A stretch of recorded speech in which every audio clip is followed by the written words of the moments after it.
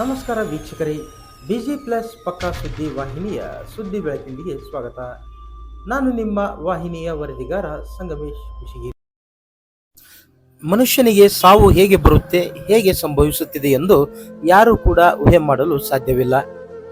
ಮನುಷ್ಯ ಉಲ್ಲಾಸದಿಂದ ಎಲ್ಲರೊಂದಿಗೆ ಬೆರೆತು ಕುಣಿಯುತ್ತಿರುವಾಗ, ನಡೆದಾಡುತ್ತಿರುವಾಗ, ಮಾತನಾಡುತ್ತಿರುವಾಗ, ಹಾಡುತ್ತಿರುವಾಗ ಏಕಾಏಕಿ ಕುಸಿದು ಬಿದ್ದು ಸ್ಥಳದಲ್ಲೇ ಅಸುನೀಗಿ ಬಿಡುತ್ತಾನೆ.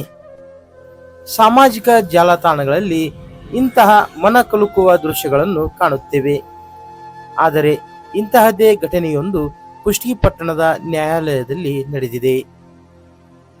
ಹೌದು ವೀಕ್ಷಕರೇ, ಇಲ್ಲಿನ ನ್ಯಾಯಾಲಯದ ಸಂಕೀರ್ಣದಲ್ಲಿ ಕಲಾಪದಲ್ಲಿ ಪಾಲ್ಗೊಂಡಿದ್ದ ನ್ಯಾಯವಾದಿಯೊಬ್ಬರು ತಮ್ಮ ಕೇಸ್ ಒಂದರ ವಾದ ಮಂಡಿಸುತ್ತಿರುವಾಗ ಏಕಾಏಕಿ ಹೃದಯಾಘಾತ ಸಂಭವಿಸಿ ಕುಸಿದು ಬಿದ್ದು ಸ್ಥಳದಲ್ಲೇ ಅಸುನೀಗಿದ ಪ್ರಸಂಗ ಏಪ್ರಿಲ್ 10, 2026ರಂದು ಶುಕ್ರವಾರ ಬೆಳಿಗ್ಗೆ ನಡೆದಿದೆ. ತಾವರಗೆರೆ ಮೂಲದ ನ್ಯಾಯವಾದಿ ಹಾಗೂ ರಂಗಭೂಮಿ ಕಲಾವಿದ ನಿಂಗಪ್ಪ ಸುದ್ದಿ ಸಾವನ್ನಪ್ಪಿದ ವ್ಯಕ್ತಿ. ಅವರು ಕುಷ್ಟಗಿ ನ್ಯಾಯಾಲಯದಲ್ಲಿ ಭೂ ವಿವಾದದ ಕೇಸ್ ಒಂದರಲ್ಲಿ ನ್ಯಾಯಾಧೀಶರ ಎದುರು ತಮ್ಮ ವಾದ ಮಂಡಿಸುತ್ತಿರುವ ಸಂದರ್ಭದಲ್ಲಿ ಈ ಹೃದಯ ವಿದ್ರಾವಕ ಘಟನೆ ಸಂಭವಿಸಿದೆ ಎಂದು ವರದಿಯಾಗಿದೆ. ಮೃತ ನಿಂಗಪ್ಪ ಅವರು ತಾಯಿ, ಪತ್ನಿ, ಓರ್ವ ಪುತ್ರ, ಪುತ್ರಿ ಸೇರಿದಂತೆ ಅಪಾರ ಬಂಧು ಬಳಗವನ್ನು ಅಗಲಿದ್ದಾರೆ. ಗಂಗಾವತಿ ಮತ್ತು ಕುಷ್ಟಗಿ ನ್ಯಾಯಾಲಯಗಳಲ್ಲಿ ತಮ್ಮ ವಕೀಲ ವೃತ್ತಿಯಲ್ಲಿ ತೊಡಗಿಕೊಂಡಿದ್ದರು.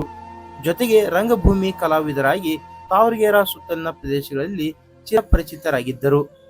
ಅವರ ಅಕಾಲಿಕ ಸಾವಿಗೆ ಕುಷ್ಟಗಿ ಹಾಗೂ ಗಂಗಾವತಿ ತಾಲೂಕು ನ್ಯಾಯವಾದಿಗಳ ಸಂಘ ಮತ್ತು ತಾವರಗೆರೆ ಭಾಗದ ಜನತೆ ಕಂಬನಿ ಮಿಡಿದಿದೆ.